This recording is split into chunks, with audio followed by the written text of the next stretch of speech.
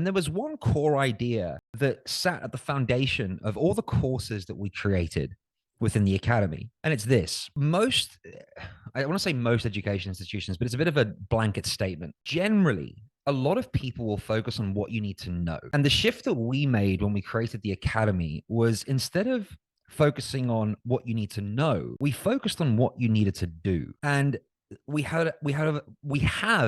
did have a very keen focus on practicality. And so when we first sat down to create the curriculums that we created that you can now study, it begins with the quick win program. The question is what do they need to do? Now, in order to answer that question, what's really cool about answering this question in education is that when you can answer the question, what do they need to do? Well, that also gives you what you need to know, because you need to know things in order to do them. But we're not just looking at simply acquiring information in our minds, but it's a question of very focused application of knowledge. What can I do with this information? Now, this is the very first pillar that sits at the foundation of the academy. Now, the second pillar is practice, because it's all well and good taking this knowledge and putting it into your mind, but then what do you do with it?